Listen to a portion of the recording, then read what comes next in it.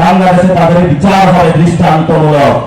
কিন্তু নির্বাচনের পরে আমরা দেখলাম নির্বাচনে আপনারা ভোট দিয়েছেন সংস্কারের জন্য, সেই ভোটের বিপরীতে গিয়ে সরকার সংশোধন কমিটি গঠন করলো, সংস্কারের বিরুদ্ধে দাঁড়িয়ে গেল।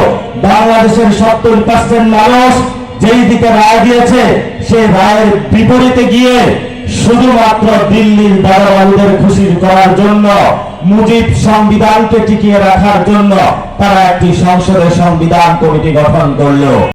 টাকা পয়সা দিয়ে বিশ্ববিদ্যালয়ে ভর্তি করিয়েছে। বিশ্ববিদ্যালয়ের জীবন পার হওয়ার পরে সে আউটসাইড একটি চাকরির আশায় যখন পরীক্ষার টেবিলে বসেছে, তখন সে দেখতে পেয়েছে বাংলাদেশে পড়াশোনা করে চাকরি হয় না। বাংলাদেশের চাকরির একমাত্র চাবিকাঠি হলো ছাত্রলীগ, যুবলীগ করতে হইতো। নতুন করে আবার সমাজে সেই ছাত্রলীগ, যুবলীগের যে ভোট নতুন নামে এসেছে ছাত্রদল, যুবদল নামে। বাংলাদেশটাকে হাসিনা মুক্ত করা, 2 বাংলাদেশটাকে হাসিনার কাঠামো মুক্ত করা। আমরা বাংলাদেশটাকে হাসিনা মুক্ত করতে পেরেছি, আওয়ামী লীগ মুক্ত করতে পেরেছি। শাসন কাঠামো থেকে তারা পরাজিত হয়ে দিল্লিতে গিয়ে তারা আশ্রয় দিয়েছে, পালিয়ে গেছে, তারা বাংলাদেশ থেকে হারিয়ে গেছে। কিন্তু এখনো পর্যন্ত যে নিয়ম কানুন কায়দা কানুনের মধ্য দিয়ে শেখ হাসিনা দেশটা পরিচালনা করতো, সেই নিয়ম কানুন কায়দা কানুনগুলো এখনো পর্যন্ত দেশে বহাল তবিয়ত রয়ে গেছে।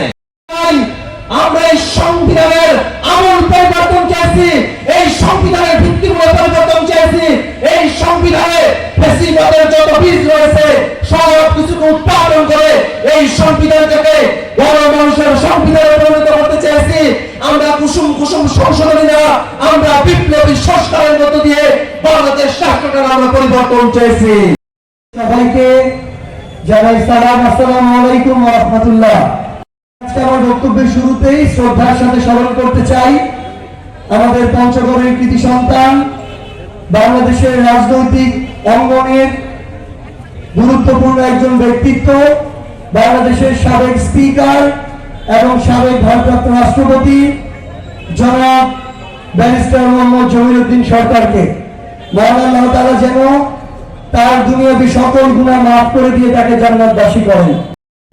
আমি তেতুলিয়াবাসীর কাছে এটা আমার যে সর্বশেষ নির্বাচনে এই তেতুলিয়া উপজেলার মানুষ, আমার মা বাবার বয়সী মানুষেরা, ভাইয়ের বয়সী মানুষেরা, আমার মা বোনের বয়সী মানুষেরা তাদের সামান্য যতটুকু সামর্থ্য ছিল তাদের শ্রম দিয়ে, সময় দিয়ে আমাদের জন্য 11 দলের জন্য, সাতলাকলির জন্য এই ভোট বিপ্লব শুরু করেছে। 1 নম্বর ইউনিয়ন থেকে শুরু করে সেই পরিবর্তনের বাংলাদেশ, ভোট বিপ্লবের বাংলাদেশ 4 নম্বর ইউনিয়ন পর্যন্ত এই 26-এর নির্বাচনে চলে এসেছে। সচেতন মানুষ 1 নম্বর ইউনিয়ন থেকে শুরু করে আগামী নির্বাচনে 7 নম্বর ইউনিয়ন পর্যন্ত পরিবর্তনের পক্ষে রায় দিবে ইনশাআল্লাহ।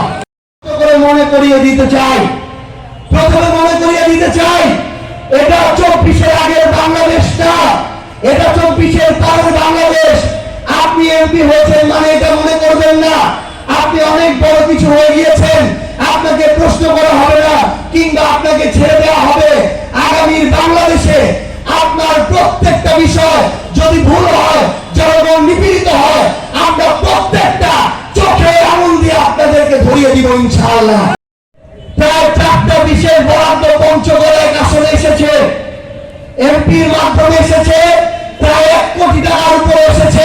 এই পঞ্চগড় 1 আসনে 1 কোটি টাকার উপর যে বিশেষ বরাদ্দ এসেছে, 1 টাকার হিসাব আমরা পাই নাই। কর্মীদের পকেটে ঢুকাতে চান, আপনার পকেটে ঢুকাতে চান, পঞ্চগড় 1 আসনে আগামীতে এটা আমরা হইতে দিব না ইনশাআল্লাহ। আপনারা হয়তো দেখেছেন, শুধু একটা খাল খননের উদাহরণ দেই, 51 লাখ টাকা বরাদ্দ।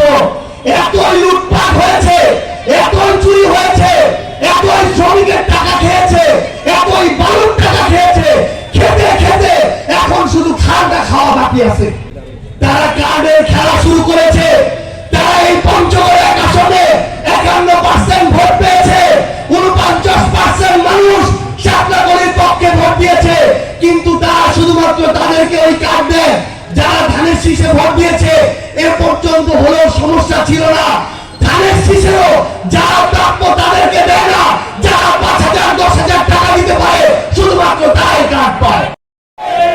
আমরা কিছু কথা স্পষ্ট করে মনে করিয়ে দেই, আমাদের বাংলা বন্দর পোর্ট আছে, স্থল বন্দর, এই পোর্টের যে লেবার হ্যান্ডেলিং, শ্রমিকের হ্যান্ডেলিং এর যে দায়িত্ব, এটার লাইসেন্স এখনো একজনের নামে আছে, যার নাম হচ্ছে রুহুল আমিন বাবুল। সে হচ্ছে লালমনিরহাট জেলার পাটগ্রাম উপজেলার সাবেক আওয়ামী লীগের সভাপতি। আগের যা অবস্থা হয়েছে তার চেয়ে আরো খারাপ অবস্থা হবে। আমাদের বর্তমান ডিসিকে আমরা দেখি একটা কলা গাছের মতো। আমাদের এই কলা গাছ এমন হয়েছেন, তার দুই পাশে প্রত্যেকটা সরকারি বেসরকারি প্রোগ্রামে শুধুমাত্র বিএনপির নেতাদেরকে নিয়ে তিনি প্রোগ্রাম করেন। স্থানীয় যত মিটিং, আইন শৃঙ্খলা মিটিং, প্রত্যেকটা জায়গায় শুধু বিএনপির লোককে মিটিং করেন। দেশটা কি একদমই আরেকটা স্বৈরাচার হয়েছে নাকি? আগে পঞ্চগড়ের একজন ডিসি ছিলেন আওয়ামী লীগের সময়, নাম জহিরুল ইসলাম। আপনারা হয়তো অনেকে জানেন, সেই ডিসি ছিল এই পঞ্চগড় জেলার ভারপ্রাপ্ত আওয়ামী লীগের সভাপতি। আমাদের বর্তমান ডিসি সাহেব, সে হচ্ছে পঞ্চগড় জেলার বিএনপির ভারপ্রাপ্ত সভাপতি। ডিসি সাহেব মনে রাখবেন, 14, 18, 24 নির্বাচন যে ডিসিরা রাতের অন্ধকারে ভোট চুরির মধ্য দিয়ে করেছিল, তারা ভেবেছিল তারা সঠিক হবে, আজকে একটাও চাকরি নাই। ওই চিন্তা আপনারা করবেন না।